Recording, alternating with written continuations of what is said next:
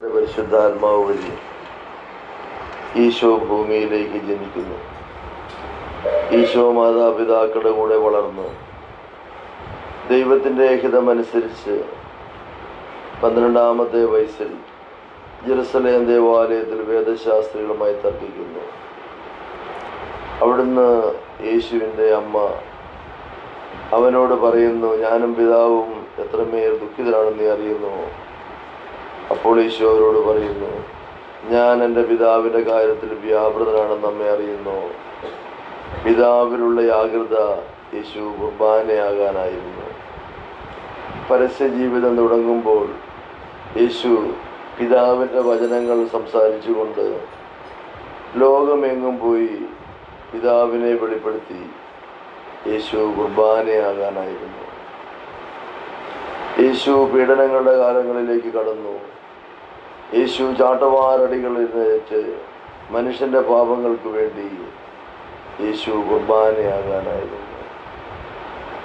യേശു പിലാത്തോസിന് മുൻപിൽ നിൽക്കുമ്പോൾ പിലാത്തോസ് യേശുവിനെ പരിഹസിക്കുകയും നിന്ദിക്കുകയും ചെയ്തു. യേശു കുർബാനയാകാനായിരുന്നു. യേശുവിൻ്റെ പീഡനങ്ങളും സഹനങ്ങളും വളരെ വലുതായിരുന്നു. നമ്മൾക്ക് വേണ്ടി യേശു കുർബാനയാകാനായിരുന്നു. യേശു കാരാഗൃഹവാസം സഹിക്കുകയും അവിടുത്തെ പാദങ്ങളിൽ ദൈവത്തിൻ്റെ മഹത്വം ദർശിക്കേണ്ടതിന് യേശു കുർബാനയാകുകയായിരുന്നു. പിതാവ് അവിടുന്ന് അരുളി ചെയ്ത വചനങ്ങളെല്ലാം താൻ നിറവേറേണ്ടത് എന്തിനാണെന്ന് യേശു അറിഞ്ഞിരുന്നു. യേശു കുർബാനയാകാൻ വേണ്ടിയായിരുന്നു.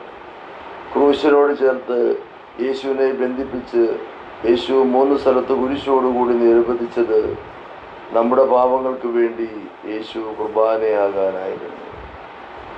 നമ്മുടെ ജീവിതത്തിൻ്റെ എല്ലാ വേദനകളും യേശു ഒപ്പിയെടുത്ത് കുരിശിൽ മരിക്കുന്നത് യേശു കുർബാനയാകാനായിരുന്നു.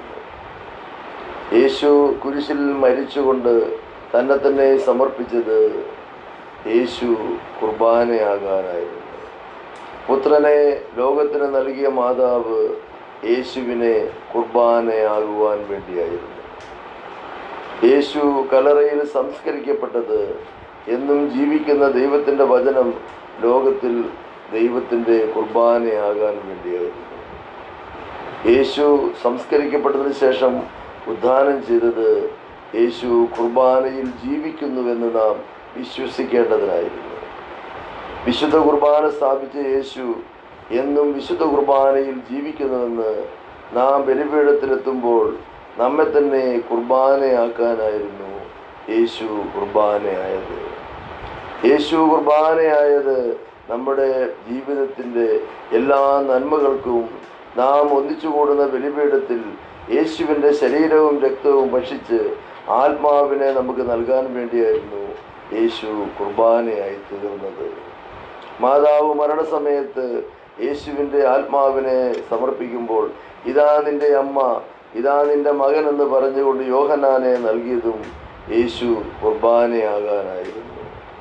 യേശു എന്നും നമുക്ക് വിശുദ്ധ കുർബാനയിൽ എഴുന്നള്ളി വരുന്ന പരിശുദ്ധാത്മാവും നമ്മുടെ ജീവിതത്തിൽ യേശു എന്നും ഒരു കുർബാനയായി ജീവിച്ചു കൊള്ളാമെന്ന് ദൈവത്തിൻ്റെ ഹിതം നിറവേറാനാണ് നമ്മുടെ ആത്മാവിൽ യേശു ജീവിക്കുന്ന ശരീരരക്തങ്ങളാൽ നമ്മൾ ഭക്ഷിക്കുകയും പാനം ചെയ്യുന്നത്.